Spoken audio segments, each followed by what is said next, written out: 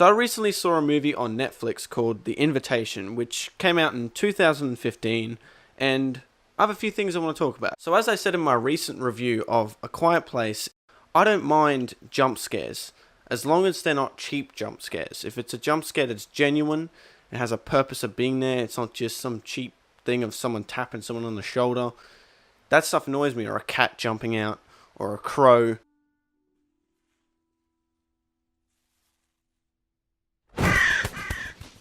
That kind of crap is annoying. Though I have to say, I do find it to be really impressive when there isn't any jump scares at all and the movie is still genuinely scary.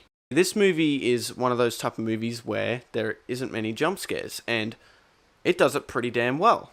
As a good portion of this movie, I was really set on edge with what was happening in certain situations. And this isn't because of some paranormal presence, there isn't some ghost lurking in the background or some demonic thing. It is just creepy people. And that's pretty much what this movie is about. It's about this group of people that haven't seen each other for a long time, and they're having this dinner party. But some of the people are a little bit stranger than what they used to be. They're a bit weird. And since these people are so weird and bizarre, you just are really set on edge for a large portion of the movie. And a lot of it is because of the dialogue and also the soundtrack. But also, what's really important is the main character, which is this guy that has a bit of a troubled, hidden past, which makes his character much more compelling to watch due to how uneasy he is. But this movie doesn't go without its flaws. And they really all just boil down to not letting things play out. Because certain elements are rushed and certain things are just way too obvious. Especially with showing how crazy these people are.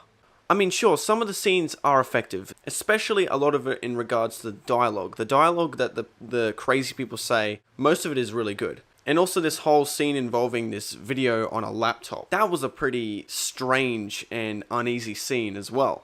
But then there are things that make it too obvious. For example, early on there's this one character that seems strange due to her dialogue. But then she just suddenly slaps this guy in the face. And I know he was being sarcastic and a bit of a jerk, but you didn't have to slap him. I feel like that was just the writers trying to emphasize, hey, this lady's weird, right? Really, really strange. Yeah, way to go at being subtle. Something I also found kind of rushed was the main character's secret, as they kind of hint it throughout the movie. And the problem is with this is they should have let this just play out, as I thought it gave a lot of intrigue to his character. The movie felt like it was missing something once that secret of his character was revealed. Something else that I didn't like about this movie, in fact it kind of irritated me, which was the very ending. Okay, so just fair warning now, I'm going to mention a few little spoilers about the ending. So if you don't want to know about the ending, feel free to skip to this point of the video where I wrap up my thoughts and give my rating out of 10. After the crazy murder stuff, we get the part where you see some of the characters escape. And then when the characters look over this area, they suddenly realize that pretty much the whole estate are trying to kill themselves with this suicide pact, or trying to kill each other. And here's the thing. I hate large-scale endings. They come off as dumb and cheap, especially in horror movies. It did not work in the movie Rings, and it also did not work in The Invitation as well. Alright, so that's it for the flaws of the movie.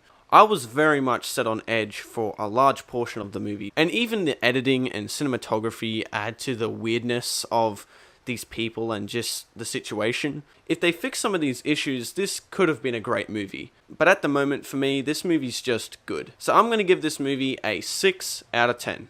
Thanks for watching.